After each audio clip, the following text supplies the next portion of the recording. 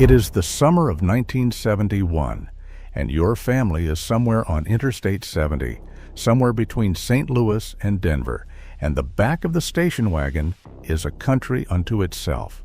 Your grandfather is driving. He has been driving since 5 in the morning. The car is a 1968 Buick Estate Wagon, 3 seats, fake wood paneling down the sides, and a 430 cubic inch engine under the hood that is pulling all of this without complaint. Your grandmother has a road atlas open on her lap.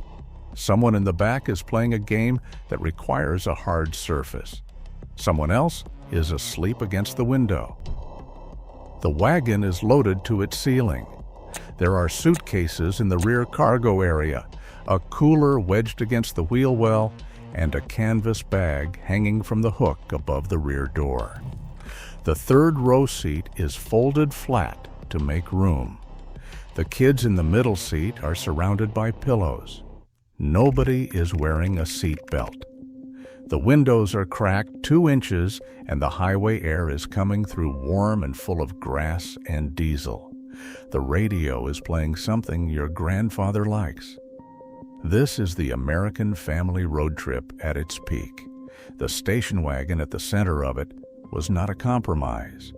It was not a step down from a real car. It was the right tool for the job, and Detroit had spent 20 years making it better, larger, more powerful, and more capable until the oil embargo of 1973 stopped everything in its tracks. What you are about to see is the story of 25 station wagons that hauled American families across this country, and the story of how the oil crisis, the corporate accountants, and a vehicle called the minivan conspired to make every one of them obsolete before the decade was out. Number 25. The 1965 Ford Country Squire. The Country Squire was Ford's flagship wagon, a full-size body on frame vehicle with simulated wood paneling that by the mid-1960s had become the defining visual of the American family car. The 1965 version rode on a 119-inch wheelbase and could be ordered with a 390 cubic inch V8 that produced 270 horsepower. It seated 10 passengers across 3 rows, 10 people. In a car you could buy at a Ford dealership, base price started at $3,040. It is worth pausing on that number. $3,000 for a 10-passenger vehicle with a 390 V8 engine rated at 300 horsepower and enough cargo space to move a family's entire summer. Number 24. The 1969 Chevrolet Kingswood Estate. General Motors built its full-size wagons on the B body platform, the same platform that underpinned the Impala and the Caprice. The Kingswood Estate was the top trim with simulated wood grain exterior trim and a 400 cubic inch big block V8 available as an option. It was quieter than a muscle car, more comfortable than a truck, and capable of carrying 9 passengers and their luggage at highway speeds all day long. The Kingswood Estate disappeared after 1972 as General Motors consolidated its full-size wagon lineup. It was replaced by the Chevrolet Estate Wagon, which was similar in capability, but stripped of the distinctive trim that had made the Kingswood feel like a genuine premium vehicle. Number 23. The 1970 Buick Estate Wagon. Buick positioned its wagon above the Chevrolet equivalent on the GM ladder. The 1970 Estate Wagon was available with the 455 cubic inch engine, the same engine family that powered the GSX Stage 1, in a vehicle that looked entirely responsible from the outside. A Buick dealer on a Tuesday afternoon. A 455 engine. 9 passengers. Your grandfather bought the respectability. General Motors included the engine. Number 22. The 1971 Oldsmobile Vista Cruiser. The Vista Cruiser had a glass-paneled raised roof section over the middle of the passenger compartment that Oldsmobile called the Sky Dome Roof. It was not styling. It was a practical solution to the problem of middle-row passengers feeling enclosed in a vehicle the size of a boat. The raised section added headroom and light. Children in the middle seat could see the sky while crossing Nebraska. This was not a minor thing on a 2-day drive.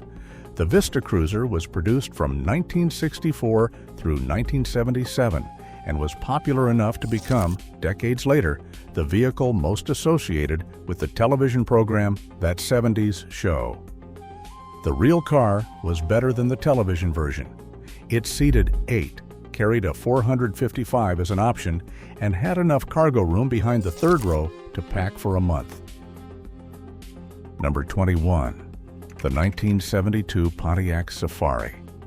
Pontiac's entry in the full-size wagon segment was the Safari, which shared its platform with the Bonneville and carried that car's front-end styling on a wagon body.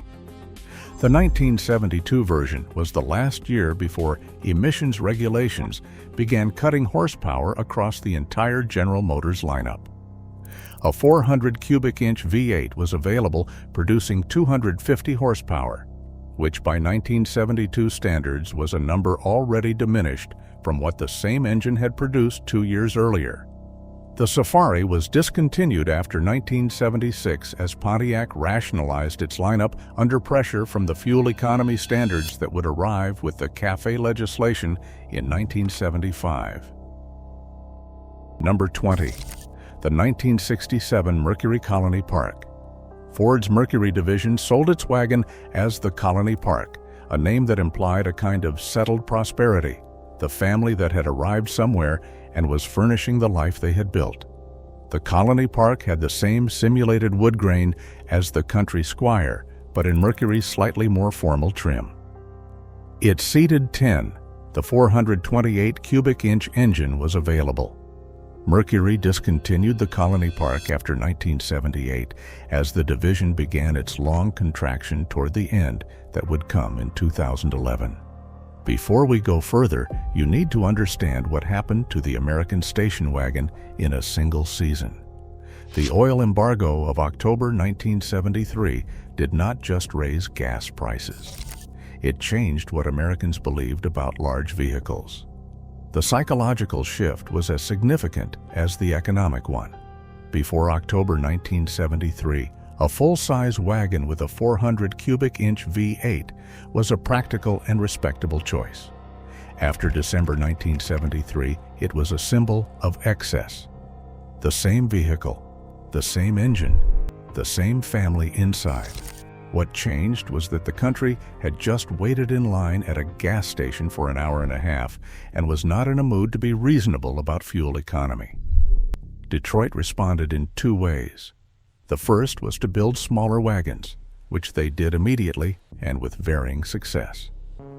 The second was to build a new vehicle entirely that addressed the same family transportation need without the fuel economy liability of a body-on-frame full-size wagon.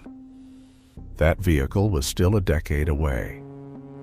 In the meantime, the full-size wagon limped through the mid-1970s in a progressively reduced form, with smaller engines, lower horsepower ratings, and a customer base that was beginning to look elsewhere.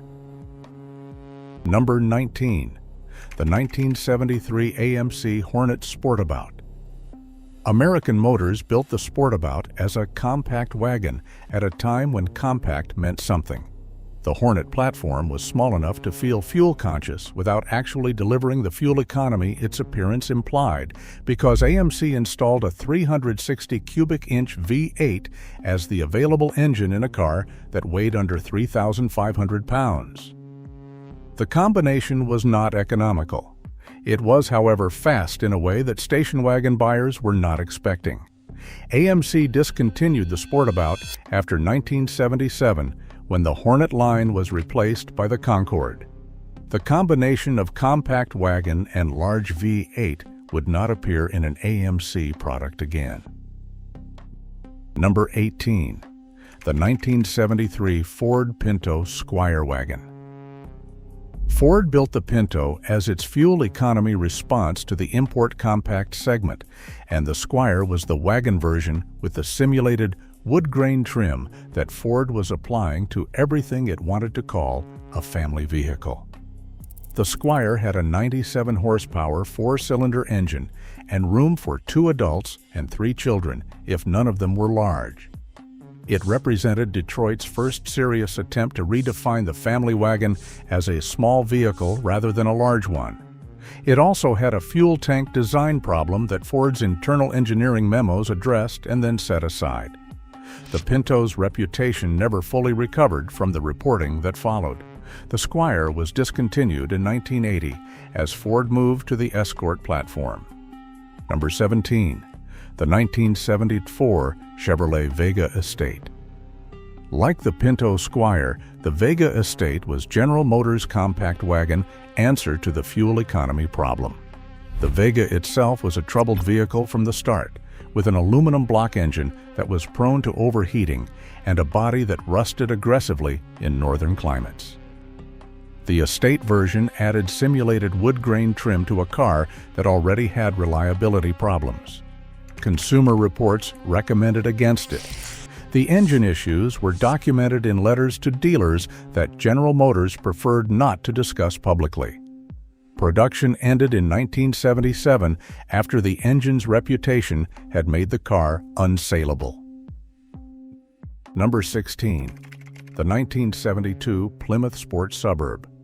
Chrysler's full-size wagons were sold under different names across its divisions: the Suburban at Plymouth, the Town and Country at Chrysler, and the Sport Wagon at Dodge.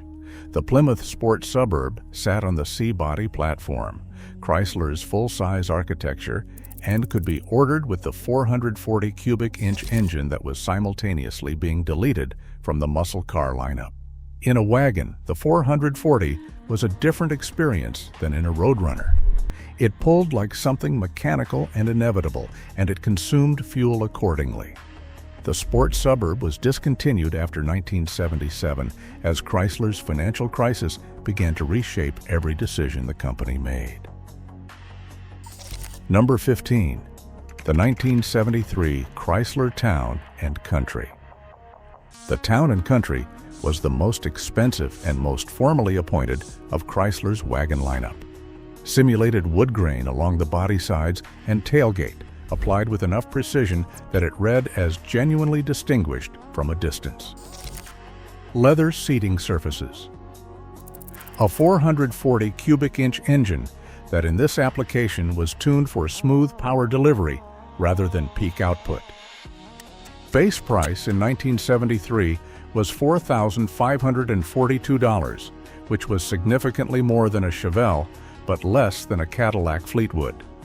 It positioned itself exactly there, as the vehicle for the family that had done well and wanted to signal that without abandoning practicality. The Town and Country name survived various corporate upheavals all the way to 2016, though the vehicle that wore it in later decades bore no relationship to the body on-frame V8 wagon that the name had originally described. Number 14.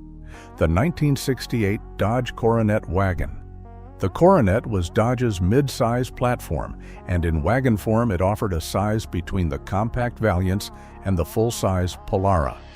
The 1968 Coronet wagon could be ordered with a 383 cubic inch Magnum 5.8. The same engine family available in the Charger and the Roadrunner. A mid-size wagon with a Magnum V8 was not a performance vehicle. It was, however, the vehicle in which a family could cover 500 miles in a day without the engine ever indicating that it found this inconvenient. Dodge discontinued the Coronet wagon after 1976. The station wagon's death was not sudden. It happened in layers over roughly a decade, and each layer removed something that had made the vehicle useful. The first layer was the fuel crisis, which made large engines economically painful. The second layer was the CAFE fuel economy standards enacted by Congress in 1975 and requiring compliance from each manufacturer beginning in 1978. A 455 cubic inch wagon was expensive to average out. The third layer was the increasing consumer association of the full-size wagon with an older, less aspirational lifestyle.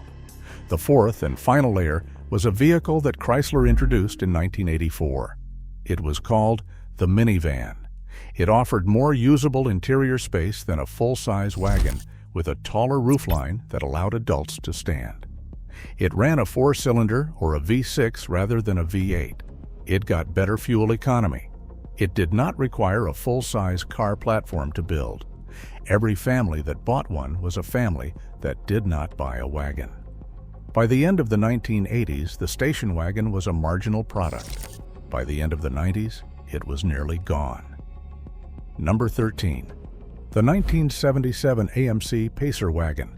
American Motors introduced the Pacer in 1975 as a compact car with an unconventional body, wide, rounded, and glassy, in a way that looked like nothing else on American roads. The wagon variant arrived in 1977 and extended the Pacer's unusual proportions into a genuinely useful cargo vehicle. The 360 cubic inch V8 was available in a car that weighed barely 3,000 pounds, a combination that produced performance numbers no compact wagon buyer was expecting. The Pacer wagon was also notable for a passenger side door that was 4 inches longer than the driver's side door, a deliberate design choice to make rear seat entry easier. AMC discontinued the Pacer after 1980 as the company's financial position made a continued investment in the unusual platform impossible. The Pacer wagon remains one of the most visually distinctive American vehicles of the 1970s and one of the most thoroughly forgotten. Number 12. The 1970 Pontiac Le Mans Safari. Below the full-size Safari in Pontiac's lineup was the Le Mans, a mid-size vehicle that shared its platform with the GTO. Pontiac offered the Le Mans in wagon form as the Le Mans Safari, a name that was perhaps optimistic for a vehicle primarily used for school carpool and grocery runs. The Le Mans Safari could be ordered with the 350 cubic inch V8 that was the standard performance option for the mid-size platform. It was fast for a wagon, practical for a family, and quiet enough to convince your neighbors that nothing interesting was happening under the hood. Pontiac discontinued the Le Mans wagon after 1977. Number 11. The 1968 Rambler Rebel wagon. American Motors was already in the process of dropping the Rambler name in 1968, transitioning to the AMC brand. The Rebel wagon was one of the last vehicles sold under the Rambler name, a mid-size wagon with a 290 cubic inch V8 and an interior appointed with AMC's particular combination of practicality and optimism. AMC sold cars to people who wanted transportation rather than status, and the Rebel wagon was exactly that. A vehicle that would start every morning and carry what you put in it, and ask nothing of you except fuel and oil. It was discontinued after 1970 as AMC reorganized its lineup around the Hornet and the Javelin. Number 10. The 1973 Buck Century Luxus wagon. When General Motors downsized its A-body platform in 1973, the Century became the mid-size Buck, and the Luxus was the top trim wagon version. The 350 cubic inch V8 was standard. The interior was Buck's interpretation of what a reasonable family deserved. Cloth seats, wood grain trim on the instrument panel, and enough sound insulation to make the highway feel distant. It was a smaller vehicle than the full-size estate wagon, but sold to the same buyer at a lower price point.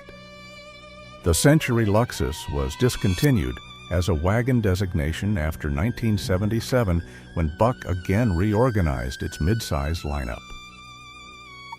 Number 9. The 1971 Chevrolet Brookwood. Before the Kingswood Estate, at the top of Chevrolet's full-size wagon lineup was the Brookwood in the middle, a vehicle offered without the wood grain trim and at a lower price point for families who needed the space without the appearance of luxury. The Brookwood was produced in its purest form, no wood grain, cloth seats, a 350 cubic inch V8, 3 rows of seating. It was what the station wagon actually was at its core, a practical tool that American families had decided was the right shape for their lives. Chevrolet discontinued the Brookwood after 1972 as it consolidated the full-size wagon lineup. Number 8. The 1977 Pontiac Le Mans Safari. By 1977, the original Le Mans platform had given way to a downsized A-body, and the Le Mans Safari had changed with it. The new version was smaller than its predecessor, with a 231 cubic inch Buick V6 as the base engine. The V8 was still available, but the vehicle had clearly moved in the direction that CAFE regulations and fuel prices were pushing everything. The wagon was visible in form, but reduced in substance. Pontiac discontinued the Le Mans Safari after 1977, the same year the Le Mans sedan also ended production. Number 7. The 1975 Mercury Bobcat Villager. Ford's Mercury division built its compact wagon response to the fuel economy crisis on the Pinto platform and sold it as the Bobcat Villager, with the Villager name designating the wood grain wagon trim. The 2.3-liter four-cylinder engine was the base offering, with a 2.8-liter V6 available for buyers who needed more capability. The Bobcat Villager was a smaller, lighter, and significantly less capable vehicle than the Colony Park it was sold alongside, and the buyers who had spent a decade in full-size wagons noticed the difference in every dimension. Mercury discontinued the Bobcat Villager after 1980 when the Mercury Lynx, a rebadged Ford Escort, replaced it. The name Villager would later return on a Mercury minivan in the 1990s, which was a different vehicle entirely, and evidence that Mercury had forgotten what the original name had meant. Number 6. The 1972 Dodge Polara wagon. At the top of Dodge's full-size lineup was the Polara, and in wagon form, it was one of the largest and most capable family vehicles Dodge produced. The 400 cubic inch V8 was the standard engine for the wagon application. The interior was formal by wagon standards, vinyl seating, wood grain trim on the dash, and enough rear cargo space to accept 2 full-size bicycles without disassembly. Dodge discontinued the Polara name after 1973 as the full-size lineup was reorganized around the Monaco. Number 5. The 1976 Ford Gran Torino Squire. Ford's mid-size Torino platform produced one of the better-looking wagons of the decade, a vehicle with cleaner proportions than the full-size Country Squire and a sporting character that the simulated wood grain did not entirely suppress. The 351 cubic inch Windsor V8 was the performance option.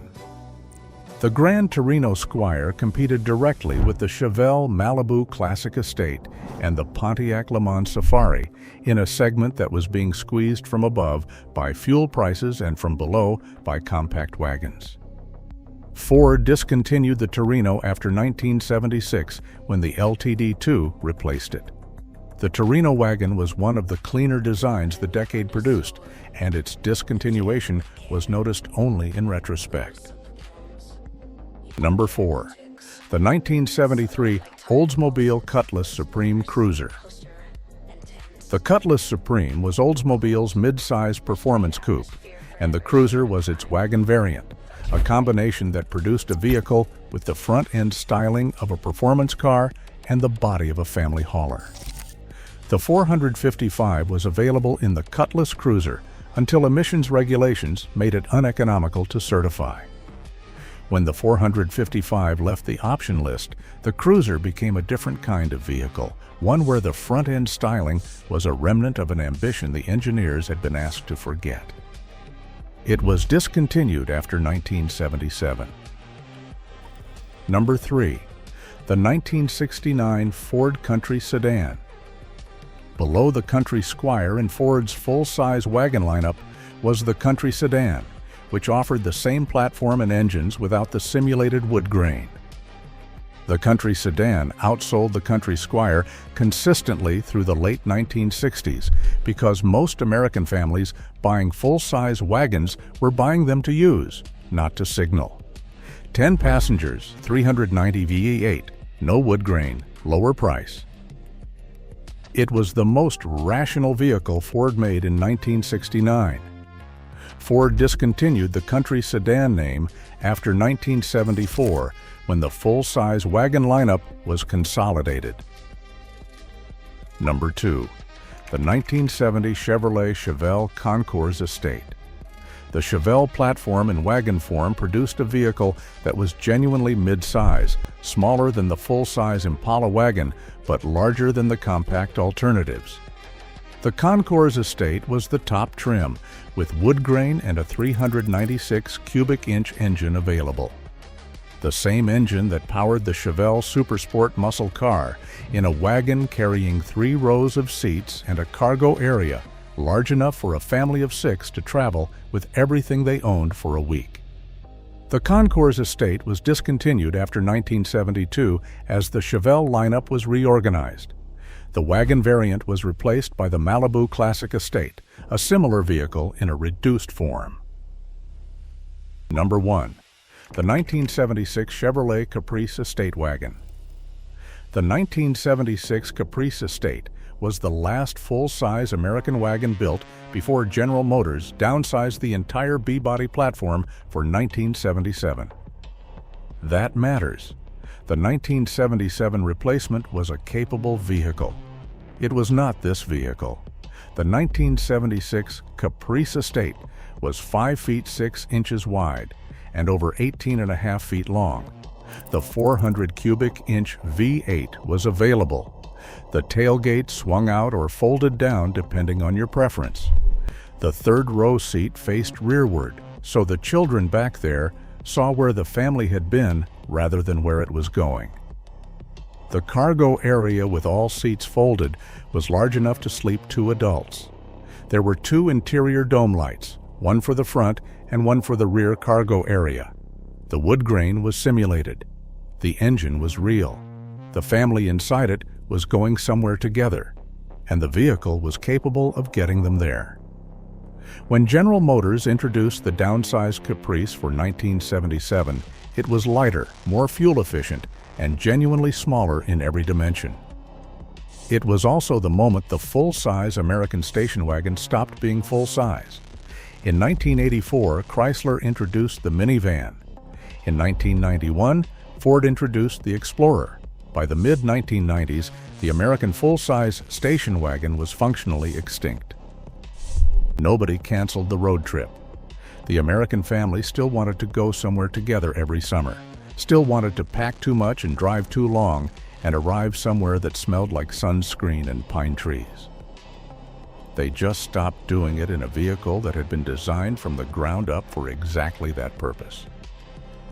The station wagon was not replaced by something better.